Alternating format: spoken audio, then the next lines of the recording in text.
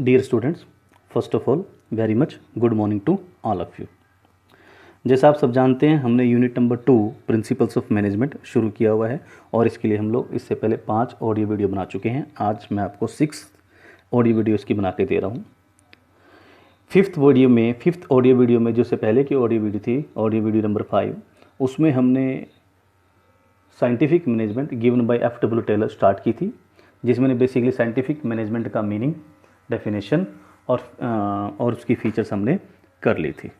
Right now in this video we shall discuss only and only principles of scientific management, कि the principles of scientific management given by F.W. Taylor will be discussed in this video.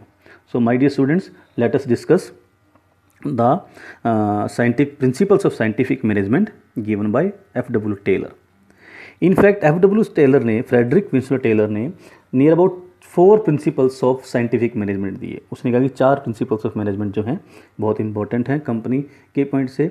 सो पहला principles of management था, according to mister F.W. Taylor, that is science not rule of thumb. In fact, science not rule of thumb. This principle say that we should not get stuck in a set routine with the older techniques of doing work. Rather, we should be constantly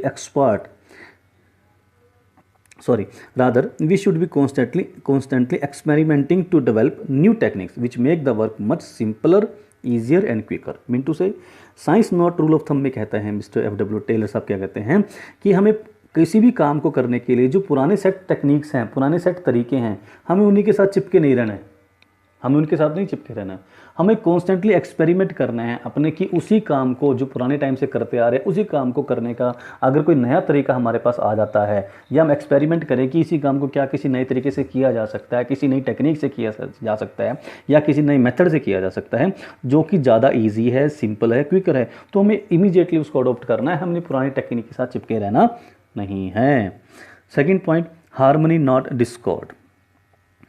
देखिए, मैंने से पिछली video में भी बताया था कि company के अंदर, कंपनी की बेसिकली जो, अगर हम के 2 साइड्स हैं कि कंपनी के अंदर 2 पार्टीज बोलें, एक पार्टी मैनेजमेंट साइड से, एक है कि मैनेजमेंट, दूसरी है labour. Both are very much important for the development of a company. जितनी इंपॉर्टेंट किसी कंपनी की मैनेजमेंट है, उतनी ही इंपॉर्टेंट उसी कंपनी की लेबर भी है. लेबर के बिना भी कंपनी नहीं चल सकती और मैनेजमेंट के बिना भी कंपनी नहीं चल सकती. तो दोनों के बीच में किसी भी तरह की राइवलरी नहीं होनी चाहिए, कन्फ्लिक्ट्स नहीं होने चाहिए, बल्कि दोनों ही पार्टी मिलकर कंपनी की तरक्की के लिए काम करें, कंपनी की प्रोग्रेस के लिए काम करें और बड़े से बड़े प्रोडक्शन के टारगेट को अचीव करने की कोशिश करें. इस चीज़ को जो मिस्टर F.W. टेलर हैं, उन्होंने इसको नाम दिया मेंटल रिवोल्यूशन का. मतलब उनकी सोच, थिंकिंग चेंज करनी है, क्योंकि इससे पहले जो मैनेजमेंट और लेबर जो है एक दूसरे को अपना विरोधी समझते रहे हैं. मैनेजमेंट सोचती है कि लेबर काम नहीं करती या लेबर कामचोर है, और लेबर सोचती है कि मैनेजमेंट को एक्चुअल काम का पता नहीं होता और वो सिर्फ बैठ के ऑर्डर्स करते रहते हैं, और जबकि एक्चुअल जो प्रॉब्लम्स आती हैं वो लेबर को फेस करनी पड़ती हैं. एंड सेकेंड, लेबर ये सोचती है कि उनको उनके काम का उचित जो फेयर रेम्यूनरेशन उनको नहीं मिल रहा है. तो इस तरह की बहुत सारे कन्फ्लिक्ट्स अराइज होते हैं, जिससे कि एक दूसरे के ऊपर उनका विश्वास खत्म हो जाता है.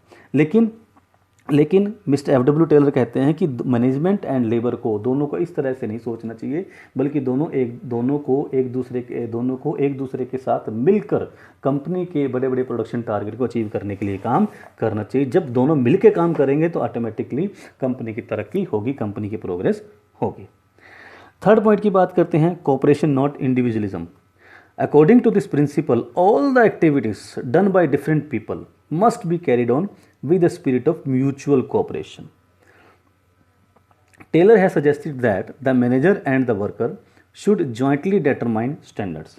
This increase involvement and thus in turn increase responsibility. देखो, टेलर ने इस बात पे बड़ा फोकस किया है कि किसी भी कंपनी के अंदर नंबर ऑफ पीपल्स काम करते हैं, बहुत सारे लोग काम करते हैं, और उन सभी का अपना अपना काम होता है. हर एक को अपनी अपनी एक दो जो भी एक्टिविटीज़ उनको असाइन करी गई है. तो टेलर ने यहाँ पे इस बात पे बहुत फोकस किया है कि उन सभी के बीच में कोऑपरेशन की फीलिंग होनी चाहिए, इंडिविजुअलिज्म की फीलिंग्स नहीं होनी चाहिए. अगर सभी में कोऑपरेशन होगा तो कंपनी का टास्क बड़ी टाइमली कंप्लीट होगा, एफिशिएंटली कंप्लीट होगा, इफेक्टिवली भी कंप्लीट होगा. इसके लिए टेलर ने एक पॉइंट सजेस्ट किया कि मैनेजर और वर्कर जब भी किसी टास्क के स्टैंडर्ड, किसी एक्टिविटी का स्टैंडर्ड डिसाइड किया जा रहा है तो मैनेजर और वर्कर दोनों को मिलकर उसका स्टैंडर्ड डिसाइड करना चाहिए, जिससे कि फ़ायदा ये होगा कि जो वर्कर है वो उस काम को ज़्यादा डेडिकेटली करेगा, क्योंकि उसकी भी स्टैंडर्ड को सेट करने में उसकी भी सहमति रही है, और जब वो डेडिकेशन से काम करेगा, मैनेजर भी डेडिकेशन से काम करेगा, तो ऑटोमेटिक कंपनी की एफिशिएंसी इंक्रीज हो जाएगी। Next is development of each and every person to his greatest efficiency and prosperity. According to this principle, efficiency of each and every person should be taken care of right from selection. A proper arrangement of everybody's training should be made. It should also be taken care that each individual should be allotted work according to his ability and interest.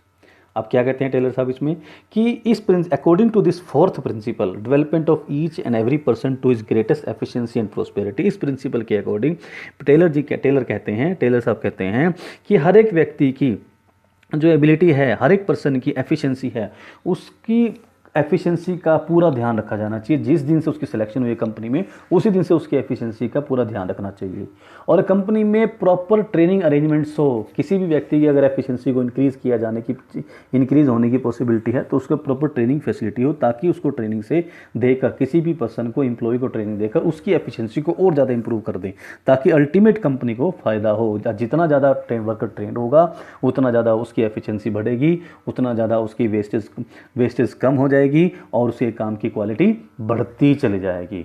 Right, तो मिंटू से इससे सभी का फायदा है, workers का भी, क्योंकि उसका मोरल हाई होगा, उसका मोटिवेशन हाई होगा, उसकी सैलरीज इंक्रीज होंगी, और उधर से कंपनी का भी, क्योंकि कंपनी के काम प्रोडक्शन की क्वालिटी इंप्रूव जाएगी और वेस्टेज मिनिमम से मिनिमम हो जाएगी। So these were 4 principles of scientific management given by F W. Taylor. इससे आगे जो एफ.डब्ल्यू. टेलर साहब ने टेक्निक्स ऑफ साइंटिफिक मैनेजमेंट दी है, nearby 9 techniques of scientific management F W. Taylor ji ने दी हैं। इसके बारे में हम इससे नेक्स्ट वीडियो के अंदर डिस्कस करेंगे। होपफुली आपको ये टॉपिक समझ में आया होगा। At last I thanks to all of you. Thank you.